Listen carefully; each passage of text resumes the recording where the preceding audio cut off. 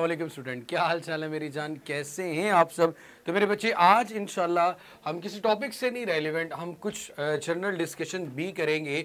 इस general discussion में जो चीज़ शामिल होगी मेरा बेटा वो ये है कि हमें पेपर कैसे सॉल्व करना होता है। ये तो ज़ाहिर सी बात है, हाथ से सॉल्व करना होता है, लेकिन पेपर अटेम्प्ट करने की मेथडोलॉजी क्या है।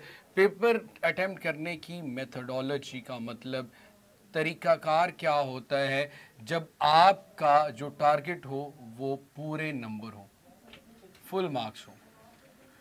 जैसे कि फर्स्ट ईयर सेकंड ईयर के स्टूडेंट की ख्वाहिश होती है कि उनके सब्जेक्ट में, जैसे कि मैं फिजिक्स की बात करूं, 85/85 ही आए ताकि उनका जो ग्रेड है वो A+ आए। इसी तरह जो हमारे स्टूडेंट 9th और 10th के होते हैं उनकी मेरे बच्चे ख्वाहिश ही होती है 60/60 ही नंबर आए ताकि उनका ग्रेड भी मेरे पास क्या है मेरा बेटा A+। एक चीज़ मेरे बच्चे, एक बात याद रखना, ज़िंदगी में जब भी आप लोगों ने कोई भी काम करना हो, अगर आप कोई काम करने लग गए तो या तो पूरी ईमानदारी से करो या फिर टोटली कह दो कि भाईजान मेरी तरफ से अल्लाह हाफिज़। तो मेरे बच्चे इसी तरह जब आप लोगों ने पढ़ना है तो इस तरीके से पढ़ो, इतने स्मार्ट वे से अपनी चीज़ों को लेके चलो कि किसी किस्म का कोई इशू ना रहे, आप बड़े प्रॉपरली, बड़े इजीली फुल नंबर हासिल कर लो। उन फुल नंबर्स के लिए आपको क्या करना पड़ता है, सबसे पहली बात तो ये कि मेन चीज़ जो होती है, मैं हमेशा एक ही बात करता हूँ कि ज़िंदगी में अगर आप लोग कामयाब होना चाहते हैं तो hard work is the main की। हार्ड वर्क एक द मेन की। मेहनत ही आपकी कामयाबी की कुंजी है। मेहनत ही आपकी कामयाबी की कुंजी है। मेहनत ही आपकी कामयाबी की कुंजी है। अगर आप मेहनती हैं तो दुनिया की कोई भी ताकत आपको कामयाब होने से नहीं रुक सकती। रही बात बेटा लक की, जिसे आप खुशकिस्मती कहते हो,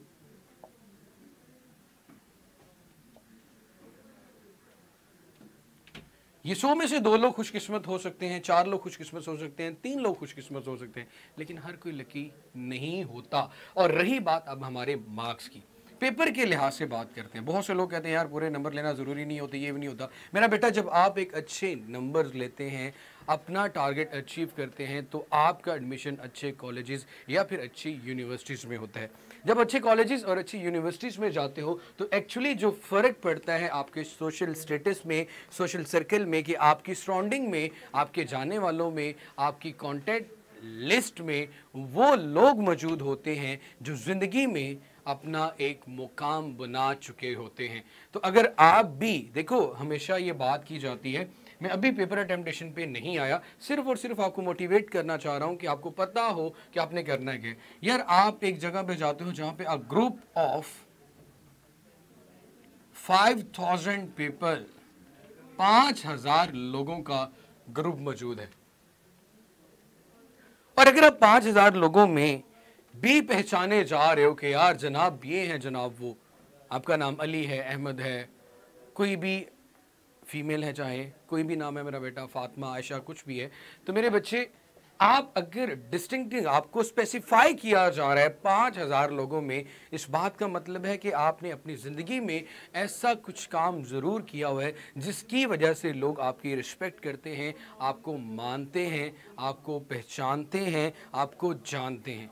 लेकिन अगर आपने पूरी ज़िंदगी सिर्फ और सिर्फ टाइम वेस्ट ही किया होगा तो 5000 लोगों में, जिस तरह बाकी 4999 लोग जो एक गिनती का हिस्सा थे, सिर्फ और सिर्फ काउंटिंग में आ रहे हैं, सिर्फ 5000 में से एक बंदा जिसको बड़ा क्लियरली बताया जा रहा है कि हाँ जी ये बंदा है, तो उसने क्या किया, अपनी भीड़ में एक पहचान बनाई।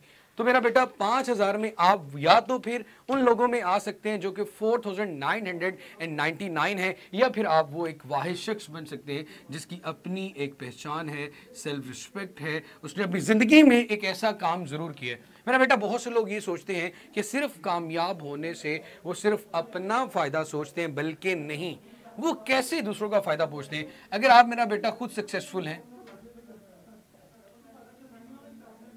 तो सक्सेसफुल होने के बाद, आपके सक्सेसफुल होने की वजह से आपकी फैमिली सक्सेसफुल है। अगर आपकी फैमिली सक्सेसफुल है मेरी जान, तो आपके आने वाली पूरी नस्ल वो सक्सेसफुल है। अगर आपकी नस्ल सक्सेसफुल है मेरा बेटा, तो जिस सोसाइटी में आप लोग रहते हो वो सोसाइटी और उसकी सराउंडिंग के लोग आपसे फ्रूटफुल हो रहे, फायदामंद उठा रहे।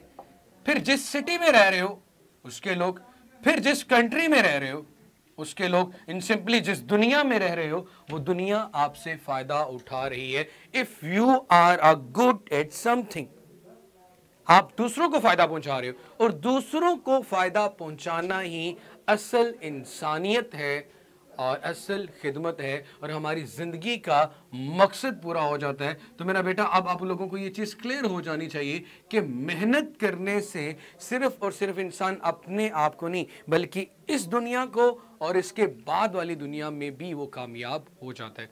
मेरे बच्चे एक्चुअली मैं अगर बात करूं तो अगर इंसान की बात की जाए, इस दुनिया में इंसान सिर्फ और सिर्फ टेस्ट देने के लिए आया हुआ है, आजमाइश के लिए आया हुआ है। ऐसा कभी भी नहीं हो सकता कि आपकी लाइफ में किसी किस्म की कोई प्रॉब्लम ना हो और आपकी लाइफ जस्ट एक स्मूथनेस में, बिल्कुल एक स्ट्रेट लाइन में ट्रेवल कर रही हो। तो फिजिक्स में मैं हमेशा ये बात करता हूं मेरा बेटा कि अगर आपकी जिंदगी की वेव फॉर्म एक स्ट्रेट लाइन आ रही है तो देन यू आर डेड, और अगर आपकी वेव में क्रेस्ट और ट्रफ आ रहे हैं, साइनोसाइडल वेव बन रही है, तो अप्स एंड डाउन्स ये इंडिकेट करते हैं इवन कि जब हार्ट बीट की जो ली जाती है वेव फॉर्म, तो मेरे बच्चे वहां पे भी अप्स एंड डाउन्स किसको इंडिकेट कर रहे होते हैं? लाइफ को। और स्ट्रेट लाइन किसको इंडिकेट कर रही होती है? मौत को।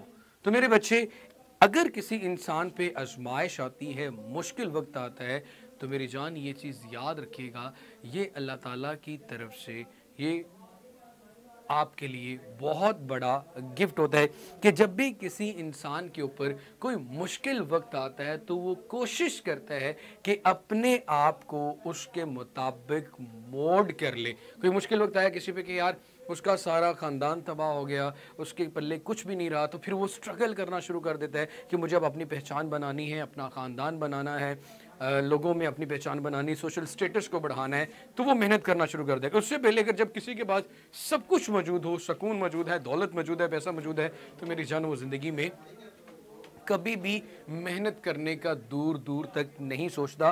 तो मुश्किल वक्त और आजमाइश भी अल्लाह ताला की नेमतों में से एक नेमत है जो इंसान को पॉलिश होना, और समटाइम्स कभी कुछ इस तरह के हालात आ जाते हैं कि आपको कुछ इम्पोर्टेंट डिसीजंस लेने पड़ते हैं जब आप पे मुश्किल वक्त आता है। वो इम्पोर्टेंट डिसीजन आपकी पूरी ज़िंदगी में सुकून ले आते हैं, और आप बाद में फिर यही सोचते हो कि हाँ यार अगर उस वक्त ये टाइम ना आता, ये मुश्किल वक्त ना आता, तो शायद आज जो मेरे पास है वो मेरे पास ना होता। तो ये सारी चीज़ें आप लोगों को यहाँ पे इतने जो वेव फॉर्म बना के बताई, वो सिर्फ और सिर्फ आपको मोटिवेट कर रहा था कि आपको अपनी ज़िंदगी का मकसद पता चल जाए। ज़िंदगी में टेस्ट आना मेहनत है, आपने पूरी ज़िंदगी ये चीज़ याद रखनी है। कभी ऐसा नहीं होगा कि लाइफ पूरी स्मूथनेस के साथ चलती रही जा रही हो या ज़िंदगी में कोई मुश्किल परेशानी ना आए। ज़िंदगी में मुश्किल परेशानियां आती रहेंगी, आती रहेंगी, आती रहेंगी, लेकिन आपने आने वाले वक्त के लिए ख़ुद को तैयार करना है, आने वाले वक्त के लिए ख़ुद को संभालना है, प्रिपेयर करना है कि कैसे इन चीज़ों को फेस करना है। उसके बाद मेरा बेटा ये सारी चीज़ें इसलिए थी कि आपको पता चल जाए कि अगर आपने पूरे नंबर लेने हैं या मेहनत करनी है तो वो क्यों करनी है, और उस मेहनत का एक्चुअली मकसद आपकी ज़िंदगी में क्या होना चाहिए। उसके बाद मेरी जान अगर मैं बात करूं, सबसे पहले तो आपको देखो ज़िंदगी में मैं ये मानता हूं, आप टारगेट तो सेट करते हो, टारगेट ये होना चाहिए कि यार मुझे अपनी एक पहचान बनानी है, सक्सेसफुल होना है, कामयाब होना है। अब सक्सेस की डेफिनेशन डिफरेंट लोगों के जहन में डिफरेंट होती है। जब आपकी ज़िंदगी में सुकून हो और आप मुतमिन हो, सेटिस्फाई हो, it means you are successful. कुछ लोग कहते हैं कि बड़ी गाड़ी मिल जाए, पसंद की शादी हो जाए, बड़ा घर मिल जाए, शायद उसको कामयाबी कहते हैं। तो आप अपनी सराउंडिंग में ऐसे बहुत से लोग देखोगे जिनके पास ये सब कुछ होने के बावजूद भी वो लोग तसल्ली में नहीं हैं, वो लोग मुतमिन नहीं हैं, वो लोग खुश नहीं हैं। इसकी सबसे बड़ी रीज़न क्या है मेरा बेटा? एक्चुअली हमें पता ही नहीं होता कि हम, हाँ, इसका मतलब क्या हुआ? कामयाबी का मतलब जिसे कुरान पाक में भी फलाह का लफ्ज़ है, दुनिया और आखिरत में कामयाबी। इसी तरह मेरा बेटा अब ये जो कामयाबी की डेफिनेशन है, कामयाबी का जो पैरामीटर है वो डिफरेंट लोगों के लिए मेरा बेटा डिफरेंट है, तो उसके लिहाज से देखना पड़ता है। उसके बाद मेरा बेटा कुछ ये कहे कि जी मैं तो बड़ा होकर डॉक्टर बनूंगा, इंजीनियर बनूंगा, तो ये चीज़ें आप या मैं डिसाइड नहीं करते, ये खालिक़े कायनात डिसाइड करते हैं। हमें अपना 100% देना है, हमें अपनी मेहनत करनी है, फिर अल्लाह ताला की ज़ात ने हमारे लिए जो बेहतरीन सोचा होगा वो हमारे साथ हो जाएगा और वो हम करेंगे। ये चीज़ आप लोगों ने मेरे बेटे अपने ज़हन में बिठा लेनी है, बना लेनी है। उसके बाद मेरी जान अब आते हैं अपने मेन पर्पस के ऊपर कि जी जनाब मेरे पास फिजिक्स, केमिस्ट्री, बायोलॉजी कुछ भी आए, पेपर को कैसे अटेम्प्ट करना है। सबसे पहले मेरा बेटा मैं अब आपकी टर्म के ऊपर बात करूं, जब आप एक सब्जेक्ट की बात कर रहे होते हो तो आपको उस सब्जेक्ट की पेयरिंग स्कीम का पता होना चाहिए। हर बोर्ड अपनी एक पेयरिंग स्कीम इंट्रोड्यूस करवाता है। उस पेयरिंग स्कीम में एक्चुअली आप लोगों को ये चीज बताई जाती है कि मेरा बेटा आपने किस चैप्टर की वेटेज, जैसे कि चैप्टर नंबर 1 है, इसमें से कितने एमसीक्यूज बनेंगे, कितने शॉर्ट क्वेश्चन बन रहे हैं, कितने लॉन्ग क्वेश्चन बन रहे हैं। लाइक कलेक्टिवली आपको उसके नंबर या फिर आप ये कह सकते हो उसके मार्क्स का पता चल जाता है कि इसमें से कितने मार्क्स का, कितने नंबर का पेपर बनेगा।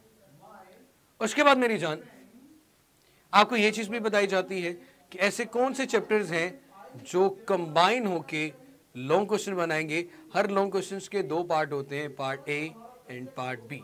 बहुत से लोग फिजिक्स में ये कहते हैं कि सर न्यूमेरिकल किस में से आएगा, तो मेरा बेटा बोर्ड ये नहीं बताता कि वो किस चैप्टर से न्यूमेरिकल लेगा और किस चैप्टर से थ्योरेटिकल क्वेश्चन लेगा। बोर्ड सिर्फ और सिर्फ आपको ये चीज जरूर बता देता है कि कौन कौन से चैप्टर्स जो कि जरूरी होंगे जिनमें से लॉन्ग क्वेश्चन बनेगा मेरा बेटा, तो ये चीज याद रखना। उसके बाद जब आपको पेयरिंग स्कीम का पता होगा देन आप अपनी एवेल्युएशन करते हो कि भाई मेरे पास 1 से 11th चैप्टर तक ऐसे कौन से चैप्टर्स हैं जो कि प्रिपेयर नहीं है। फर्ज करो मुझे 8 चैप्टर आते हैं और 3 चैप्टर्स नहीं आते, फिर मैं उन 8 चैप्टर का कंपैरिजन करता हूं पेयरिंग स्कीम के साथ और मुझे ये बात पता चलती है यार 75 मार्क्स का पेपर मेरा प्रिपेयर है और 10 नंबर का पेपर मुझे प्रिपेयर करना है। फिर आपको क्या करना होता है, यार टाइम कम है, 3 चैप्टर्स प्रिपेयर करने, क्या करूं। तो आप देखो उसमें से कितने नंबर ऑफ शॉर्ट क्वेश्चंस पूछे जा रहे हैं, आप उसकी एक्सरसाइज के या जो इंपॉर्टेंट शॉर्ट क्वेश्चंस हैं वो प्रिपेयर करो। फर्ज करो आपको 4 शॉर्ट क्वेश्चंस भी आ जाते हैं उसमें से, तो 8 नंबर और ऐड कर दें, 75 में ऐड करेंगे 83/85। तो मतलब क्या हुआ कि ऐसे 3 चैप्टर्स जो आपको नहीं आते थे, सिर्फ उसके शॉर्ट क्वेश्चन प्रिपेयर करने से आपके पास उसके 98-99% नंबर आ गए। तो इस तरीके से आपने अपना सबसे पहले पेयरिंग स्कीम के हवाले से अपनी एवेल्युएशन करनी है। पेयरिंग स्कीम के हवाले से अपनी एवेल्युएशन करनी कि आपकी कितने परसेंटेज में तैयारी हो चुकी है और कितनी आपने मजीद करनी है। उसके बाद मेरे बच्चे सेकंड पॉइंट क्या आता है, आपको यह पता होना चाहिए कि आपने पेपर अटेम्प्ट कैसे करना है। लाइक एक क्वेश्चन पेपर आप लोगों के सामने आता है, उस क्वेश्चन पेपर में बड़ी खूबसूरती के साथ सेक्शन बने होते हैं, सेक्शन 2, 3, 4, 5, 6। तो मेरी जान सबसे पहले आपने क्या करना होता है, जिस तरतीब में, जिस सीक्वेंस में यहां पे शॉर्ट क्वेश्चन गिवन है, सेक्शन 2 शॉर्ट क्वेश्चन नंबर 3, इसी तरह उसी चीज को आपने अपनी आंसर शीट में लिखना होगा। उसके अलावा आपको 2 तरह के कलर अलाउड होते हैं, एक आपके पास ब्लैक कलर होता है और दूसरा आपके पास ब्लू कलर होता है। इनका यूज कर सकते हो, पेन या मार्कर या बॉल पेन आप यूज करते हैं। तो मेरी जान आप लोगों ने इस चीज का अंदाजा रखना है कि आप जब एक शॉर्ट क्वेश्चन अटेम्प्ट कर लेते हो उसकी एक प्रॉपर हेडिंग दो, उसका आंसर लिखो। कोई डेफिनेशन आती है तो उसके लिए इन्वर्टेड कॉमास का इस्तेमाल कर लें, फार्मूला आता है तो उसके लिए मार्कर का यूज कर लें मेरा बेटा। तो इस तरह आप लोगों ने अपना पेपर अटेम्प्ट करना होता है। जहां पे कुछ क्वेश्चन खत्म होता है एक हल्की सी लाइन लगा दें ताकि ये चीज क्लियर हो जाए, डिफरेंशिएट हो जाए कि आपका शॉर्ट क्वेश्चन यहां पे खत्म हो चुके हैं। और जब आप लॉन्ग क्वेश्चन अटेम्प्ट करो तो कोशिश करो कि जब भी लॉन्ग क्वेश्चन अटेम्प्ट करने हैं हमेशा एक न्यू शीट के स्टार्ट से करना है। कभी भी एंड से या मिड से इसका आगाज़ नहीं करना। और एक चीज़ मेरा बेटा बता दूं, बहुत से लोग ये पूछते हैं सर वो की बुक हो जाए, ये की बुक हो जाए, उस की बुक से अगर किए जाएं तो कितने नंबर आएंगे।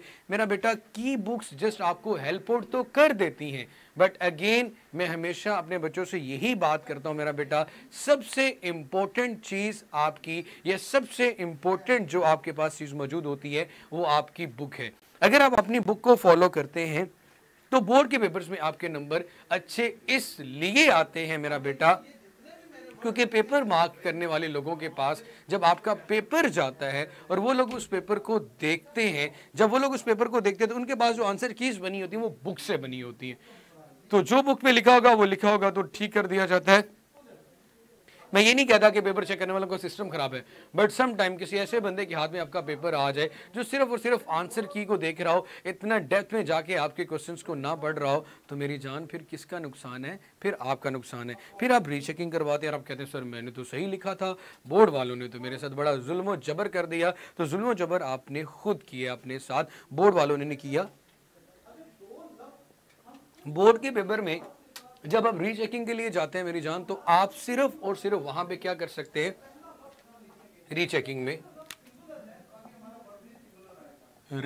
में आप सिर्फ और सिर्फ अगर कोई काम कर सकते हैं तो वो रीटोटलिंग होती है, या फिर इसके अलावा मेरा बेटा कोई ऐसा क्वेश्चन जो कि अनचेक्ड रह गया हो, ये कर सकते हैं। इसके अलावा आप कभी क्लेम नहीं कर सकते कि मेरा ये क्वेश्चन सही था तो आपने गलत क्यों कर दिया। तो इसलिए आपको बड़े अच्छे से पता, इवन कि अब तो उर्दू में जो कि हमारे सब्जेक्ट्स हैं उनके नंबर भी पूरे आ जाते हैं।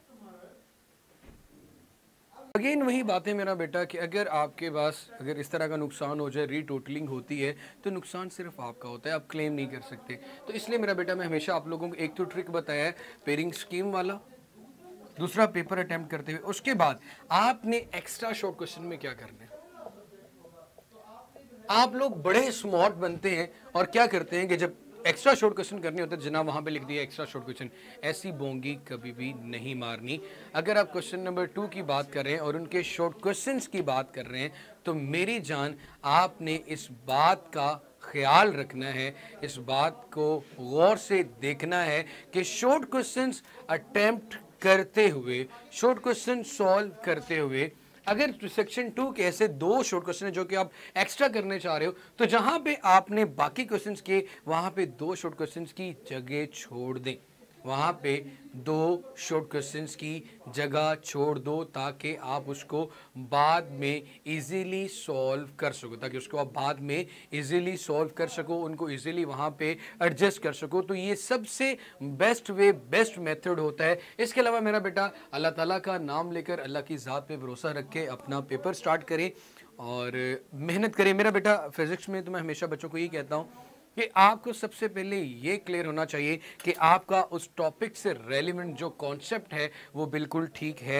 या नहीं है। अगर आपको किसी कॉन्सेप्चुअली किसी पॉइंट में किसी वजह से कोई इशू आ रहा है, then you should ask the question. आपको फिर हर हालत में क्वेश्चन पूछना चाहिए, पूछना चाहिए, पूछना चाहिए।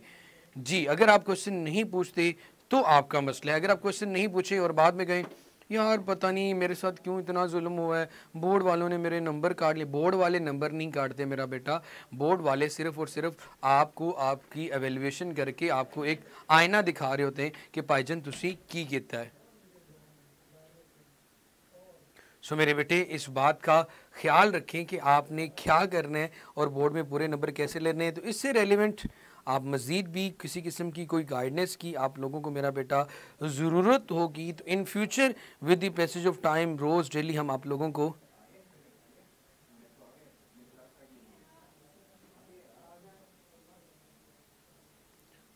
इसलिए मेरा बेटा please please please please please, अगर आपका कोई भी क्वेश्चन होता है इससे रेलिवेंट, कोई गाइडेंस चाहिए होती है, आपको लगता है कि यहाँ पे मुझे ये चीज़ दोबारा पूछनी चाहिए, तो मेरा बेटा आपको वाकई में पूछनी चाहिए। आपका ये राइट बनता है और ड्यूरिंग द लेक्चर्स कभी कभी इस आज का मकसद सिर्फ इतना था कि आप लोगों को थोड़ा सा मोटिवेट किया जाए। टॉपिक्स तो हमारे रोज़ डेली चलते ही रहते हैं, तो वो बातें तो रोज़ होती रहती हैं मेरी जान। तो मैंने किस तरह कि आज इससे रेलिवेंट भी कुछ डिस्कशन, कुछ हल्का फुल्का हो जाए। मज़ीद यही होता है कि ड्यूरिंग द लेक्चर अगर कभी किसी को डांट दिया जाता है तो उसके लिए मेरा बेटा माजरत। और यही बात, क्योंकि आपको डांटना आपके फ़ायदे के लिए दिया जाता है। जब आपको एक चीज़ खुद पता चल जाए मेरा बेटा कि यार आपकी वजह से, जब आपका कोई प्यारा आपके सामने आपको पता है कि वो गलत कर रहा है और उसका रिजल्ट गलत होगा, और अगर आप आंखें बंद करके उसको देख रहे हो वो ऐसा करता जाए, तो मेरे ख्याल में फिर आप उसके साथ सिंसियर नहीं। क्योंकि जब हम अच्छे दोस्त की बात करते हैं कि हमारे लिए बेहतरीन दोस्त कौन है, बेस्ट फ्रेंड हमारा कौन सा है,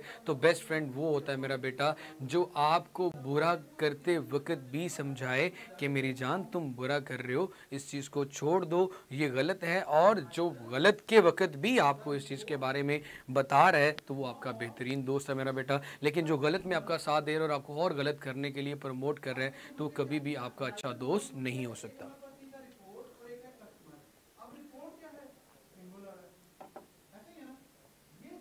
मैं हमेशा बात करता हूँ, बहुत से लोग इवन ड्यूरिंग द कमेंट्स इस तरह की बात कर देते हैं जो कि बहुत ही अनयूजुअल सी होती है।